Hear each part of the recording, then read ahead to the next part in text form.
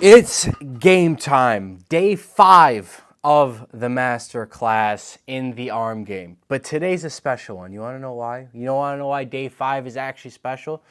It's because now we get into the biceps, which I know you guys love. I know we all love them. Let's be real. We all love the biceps. But we start with the triceps in the masterclass. Why? Because it's more important. In terms of regardless of what your goals are, athletic, aesthetics, strength, does not matter. Even just overall body health. Having stronger triceps is going to do a lot more for you than stronger biceps. But let's not lie. When people think of the gun show, they're not thinking about the 3 heads of the tricep. They're just thinking about these bad boys. That's it. They're like, hey, give me the guns. That's what I'm here for. And I get it. But the way we start with the biceps is very similar to the way we start in triceps. And like I said, if you didn't get to watch any of those previous series, I highly recommend you go back through it in full because it'll leave you with no questions asked in your head.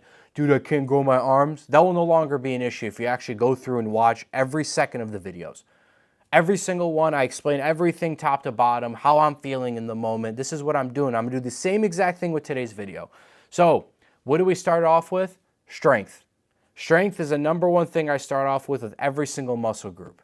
Every single one, but especially amongst the arms. Although we started with triceps, right? Now, let's get into the biceps itself. I like doing it this way because my biceps are fresh. Yeah, for sure. Are the triceps a little bit messed up? Absolutely. But that's what the marathon's all about, baby. This is why every day we have a different section off. So for day 5, we're going to get into the strength of the biceps, and we're going to do it with the classic because we don't need to reinvent the wheel here, right? When it comes to strength, there's nothing that's going to hit you better than the barbell curl. And we're going to do it with this barbell that's, as you can see, got that nice little dip. And you're probably thinking, where'd you get that cambered bar from? Well, I didn't get it from anywhere, actually. It's naturally induced. That's soft years of abuse. Regardless, let's get into the first part. It is game time, boys. We're just going to take this as is. Absolutely. Yeah, absolutely. That's going to work. So what I like to do usually, and you know, I know something we'll do because a lot of people worry about warm-ups. So when it comes to warm-ups, this is legit. All you gotta do is take a couple dumbbells and literally just curl them back and forth. And what I like to do, especially depends obviously on where your pains are coming from. But if I notice like, okay, oh, my left arm, it feels a little bit tighter than my right. I'll almost play around with different grips and I'll kind of be like, okay, I'll do some hammer curls, just light stuff. We're just trying to get ample blood flow. I'm trying to also figure out, okay, like where is possibly, could I hurt myself? It's not like you're actually looking like, oh, I'm gonna hurt myself. But you just can find like, okay, this is where I'm a little bit tight. This is what I kind of need to work out. Okay, get some blood flow to the area, boom. Like for me right now, my left forearm is absolutely on fire, but that's because I strained it probably a few months back. Nothing crazy. I'm still working out as normal, but enough to where it's like you just have to be, smart about it. Just don't overdo it. Don't be an idiot. Don't put it in compromised positions. That's also what made me realize I need to strengthen my grip, but that's a video for another day. So that's enough warm up. That's kind of what I'll do. Just to kind of be like, okay, blood flow to the area. I feel pretty decent. All right, I got a decent enough pump to where I can look at my, some chicks across. You're like, oh, what's up, Whatever. You get what I'm trying to say. Point is just get fucking blood flow to your goddamn biceps. All right, that's all you got to do. But anyways, so what I do for the very, very first set, in my head, once I feel ample, I am lifting for strength. But I also don't want to go too low. So like if you're new, right, you have to go back to the first video to know what I'm talking about. But from day 1, you guys remember? You remember? Do you remember? I only got, right, like maybe 3 reps on that with quality reps. It's a little bit different with biceps. For me, I don't like to fail under 4 to 5 just because there's just a lot more that can go wrong with like that level of bicep curling. Like when it comes to doing a sloppy form, and cheat reps actually have a place, believe it or not, but it's just more so try to get quality reps in. I try to fail at least between 4 and 7 is usually what I like to pick with. If I hit 4 to 5, beautiful. If I hit 3 with real quality reps, like really quality, I'm okay with that as well, But my point is you don't want to be stupid when it comes to bicep training. So, all right, this is going to be first set. Oh.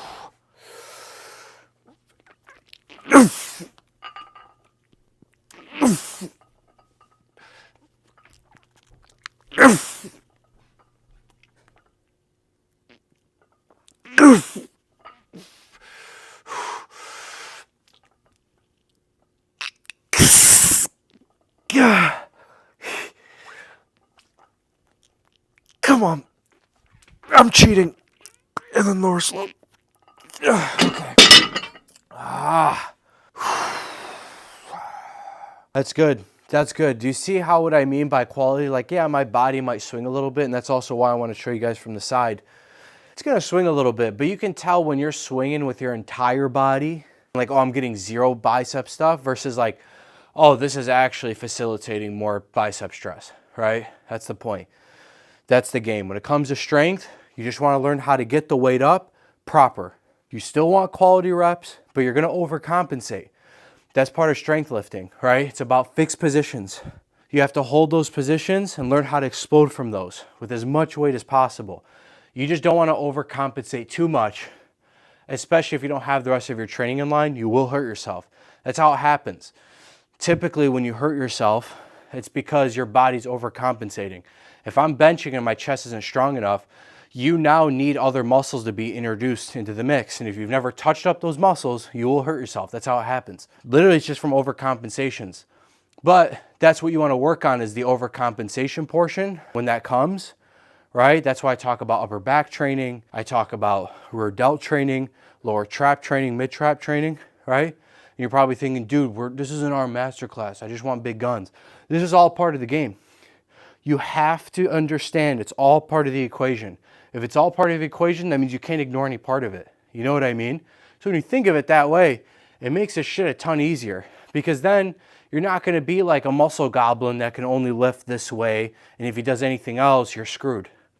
That's why a lot of people that lift weights get hurt really, really easy.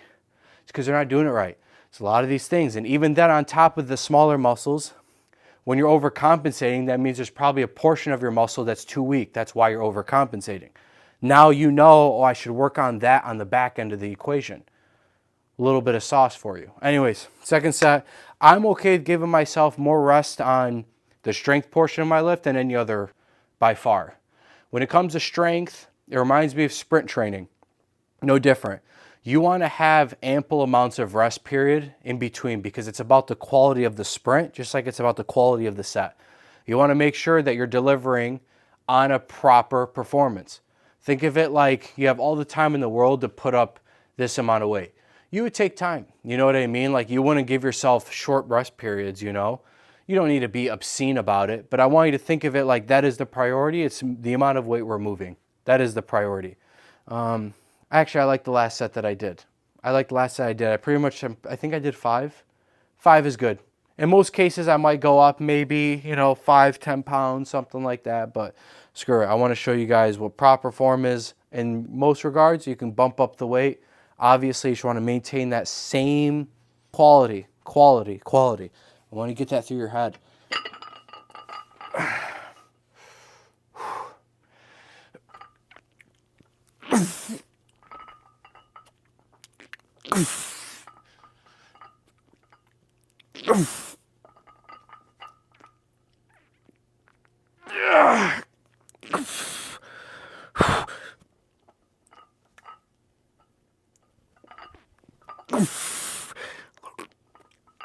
Okay. I don't know if you noticed, but I know something. We're going to change up the camera angle real quick. Felt weird freaking just standing there looking at the camera that way. I know it sounds weird, but when you're sitting down, you almost feel like it's a little bit more chilled out. But you see it. When it comes to that, quality. That's what we're after. I'm going to show you guys one more set, because there's something I like to do on the back end of this equation to get ready for what will be tomorrow's video. But I want to make sure that you guys are good to go, because when it comes to this, it's about the setup, right? You deliver on what you need to set it up, but it's also about making sure that we're constantly, all of our actions leading to the next step, and it's intentional. It's not just like, well, if I feel like it, maybe I'll try this, maybe I'll try that. And that's not what we do. You know what I mean? Everything we do, we're like snipers. Dead between the eyes, You just nail down the target. You want to know something? Sometimes I'll try to kind of crouch down because I'm worried that my head isn't ever going to be in the camera. Fun fact. In my head, that's why sometimes I'll go like this. But I also need to probably get these angles straight. I feel like I never hunch that much, to be honest, even when I'm on my computer. It actually starts to like, start going like this. Nerd neck. We don't need that shit. But anyways, let's get into the last part because like I said, I want to show you guys how I leave it off to then facilitate into the following days. But this is the last set. Game time. All right, that's it. Last set. Show you guys how we do this sucker. Third and final. You don't need more than 3 sets. That's plenty.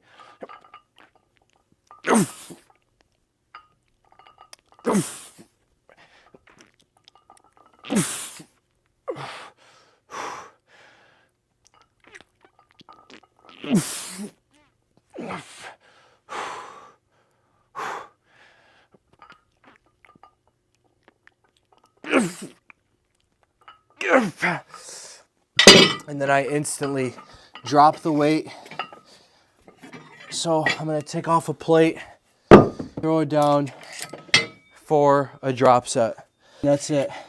I literally end every single one of my strength days, or strength work, doesn't really matter, in a drop set. I pretty much do drop sets on every single thing I do typically, but especially among strength, same exact thing. No break.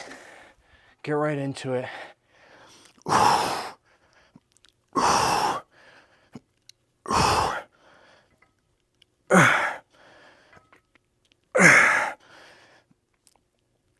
Keep it strict.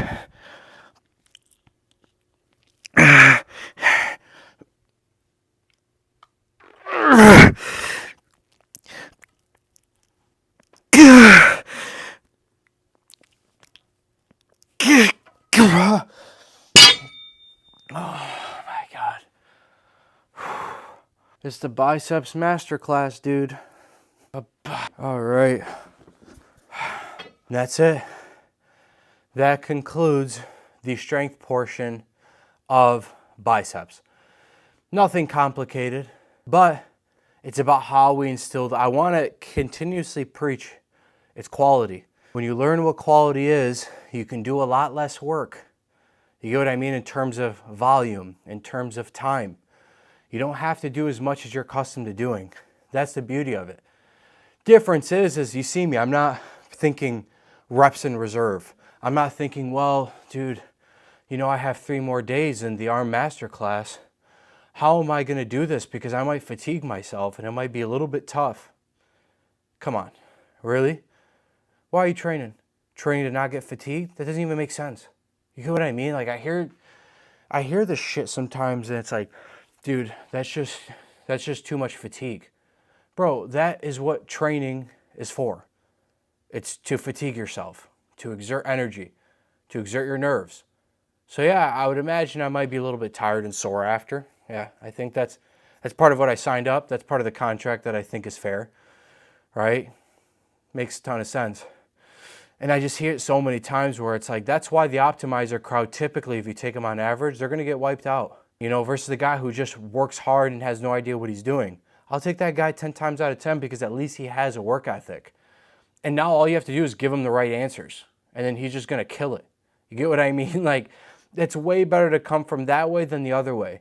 Too scared of doing hard work versus not scared at all. I just basically try to just do whatever. But that's why you empty the clip. When you empty the clip in a way that's like, okay, this is smart. You know, like I'm also being somewhat strategic. I'm not just like an idiot that's just like, oh, just give everything you got to whatever, even if you don't get the results. Obviously, that's like a personal life philosophy of mine. But point is you can do it in a way that where it's like, yeah, I can pretty much guarantee you'll get results when you do things this way. This is why I came up with the masterclass. This is why we have it. This is day 5, and we're concluding. Like I said, it's all it is. By the way, just to recap, could be anything. You could do an easy bar curl. You can do any sort of whatever. Something that's easy to, you know, increase your level of strength on, to progress. Doesn't really matter. Dealer's choice. Personally, when it comes to a barbell curl, it's a classic for a reason, right? But the way I like to do it, like I said, 3 sets, fail between 4 maybe to 7 reps, something like that. If you find yourself failing, you know, at like 9 or 10, then you know you should probably be bumping up the weight. You get what I mean? And then the last set, drop set it, because then it sets us up for tomorrow's video. So you're gonna have to stay tuned. I'm looking forward to it regardless. Game time, it is concluding on day 5 and tomorrow's day 6. That's when we get into the muscle growing sets. So you're gonna wanna stick around. Talk to you guys tomorrow. Love y'all.